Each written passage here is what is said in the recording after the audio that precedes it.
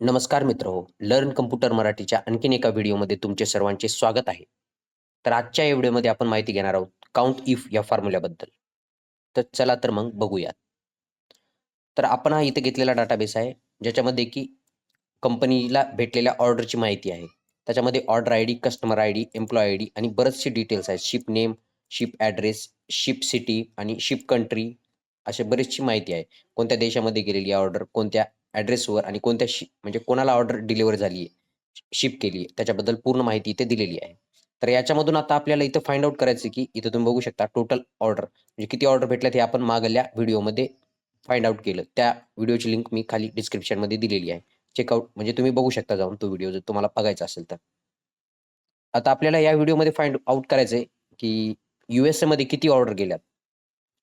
या ऑर्डरमध्ये किती ऑर्डर या ऑर्डरमधून टोटल ऑर्डरमधून किती ऑर्डर मध्ये गेल्यात, किती ऑर्डर मध्ये गेल्यात आणि किती ऑर्डर कॅनडामध्ये गेल्यात. तर हे आपण कसं फाइंड आउट करणार? तर काउंट इफ म्हणजे कंडिशनल फॉर्म्युला आहे हा. या फॉर्म्युल्यामधून हे आपण फाइंड आउट करणार. तर चला बघूया. तर आपण च्या समोरील सेल सिलेक्ट करून घेतली. त्याच्यामध्ये आपण आता कुठलाही फॉर्म्युला टाइप करायचा असला तर सर्वात पहिले आपण काय टाकतो?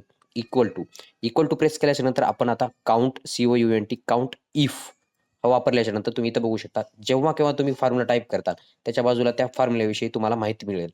Counts the number of cells within a range that meets the given condition. हा कंडिशनल फॉर्म्युला आहे. Given the condition. कोणती कंडिशन आहे? आता आपली इथं कंडिशन आहे ज्या सेलमध्ये लिहिलेलं आहे, त्या अशा सेल काउंट करायच्या. आता काउंट इफ त्याच्यानंतर ब्रॅकेट ओपन करायचा. ब्रॅकेट ओपन केल्याच्या नंतर तुम्ही इथे बघू शकता रेंज आणि क्रायटेरिया. Range, criteria. आता रेंज कोणती आहे? ही पूर्ण रेंज आहे. शिप कंट्री ही रेंज आहे. कॉमा दिला. त्याच्यानंतर ती आता आपल्याला क्रायटेरिया टाकायच्या अगोदर डबल कोट घ्यायचा आहे. क्रायटेरिया आहे आपला जिथे असेल अशा सेल. कोट डबल क्लोज केलं, ब्रॅकेट क्लोज केलं आणि एंटर प्रेस केलं. तुम्ही बघू शकता. जसं काही एंटर केलं तसा इथे डाटा आलेला आहे. 122 मध्ये आपल्या एकूण 122 ऑर्डर गेलेल्या आहेत या कंपनीच्या. आता मध्ये आता परत एकदा मी सांगतो तुम्हाला, की आता आपण फाइंड आउट करू की ला किती ऑर्डर गेलेले आहेत. तर त्यासाठी आपण काय करणार? सर्वप्रथम इक्वल टू प्रेस करणार आणि काउंटचा फॉर्म्युला काउंट इफ प्रेस करणार. एक minute. Count if bracket open करणार, रेंज सिलेक्ट करणार. आता आपण एक इथं प्रयोग करू. काय करू इथं? सर्वच्या सर्व रेंज, सर्वच कॉलम सिलेक्ट करून घेऊ आणि बघू येते का बरोबर. सर्व कॉलम मी सिलेक्ट करून घेतलेले आहे शिफ्ट दाबून.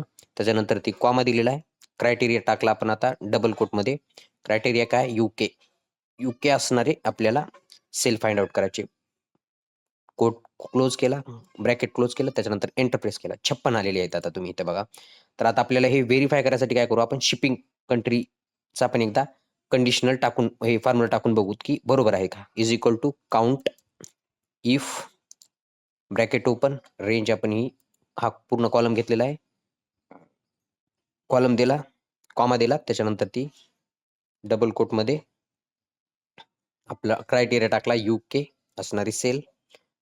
ब्रॅकेट क्लोज केलं, एंटर प्रेस केलं. बरोबर आहे बघा. पूर्ण ह्याच्यामध्ये फक्त यूके असलेले 56च रो आहेत आणि ह्या शिपिंग कंट्रीमध्ये पण 56च आहेत म्हणजे सेम आहे. इथं दुसरीकडे कुठे हे नाव आलेलं नाही यूके.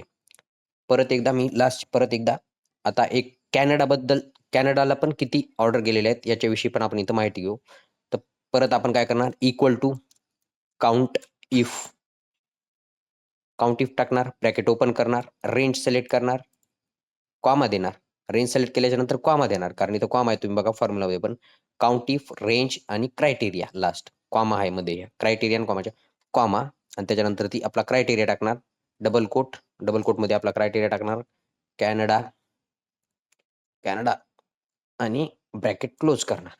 एंटर प्रेस करणार. तुम्ही बघा इथं 30 आलेला आहे. तर हा फॉर्म्युला वापरून तुम्ही कुठल्याही डाटामधले कंडिशनल म्हणजे सपोज करा की तुम्हाला स्पेसिफिक ऑर्डर्स फाइंड आउट कंपनीने सेंड केलेल्या स्पेसिफिक शहरामध्ये ऑर्डर फाइंड आउट करायचे असले, इथे शिपिंग सिटी दिलेली आहे. स्पेसिफिक कोणत्या सिटीमध्ये किती ऑर्डर गेल्यात हेच जर फाइंड आउट करायचं आहे तुम्हाला, तर मग तुम्ही ती सिटी पण टाकून इथं ऑर्डर फाइंड आउट करू शकता. किंवा तुम्ही म्हणा कोण्या स्पेसिफिक रिजनमध्ये किंवा कोण्या स्पेसिफिक पोस्टल कोडमध्येच गेलेल्या ऑर्डर फाइंड आउट करायच्यात. किंवा तुम्हाला कोणत्या स्पेसिफिक दिवशी, इथं दिवस पण दिलेलं ऑर्डर डेट, रिक्वायर्ड डेट आणि शिप्ड डेट. तर स्पेसिफिक दिवशी ऑर्डर केलेल्याच डाटा फाइंड आउट करायचा. त्यांना समजा डिस्काउंट वगैरे काही द्यायचं असेल तर तुम्हाला, त्यासाठी हा फॉर्म्युला खूप उपयुक्त आहे. काउंट इफचा फॉर्म्युला खूप उपयुक्त आहे. तर ते फाइंड आउट करू शकता तुम्ही या काउंट इफच्या फॉर्म्युल्यामध्ये. तर आजच्या व्हिडिओमध्ये एवढीच माहिती आहे. व्हिडिओ बघितल्याबद्दल धन्यवाद. व्हिडिओ आवडला असल्यास व्हिडिओला लाईक करा आणि चॅनलला सबस्क्राईब करायला विसरू नका.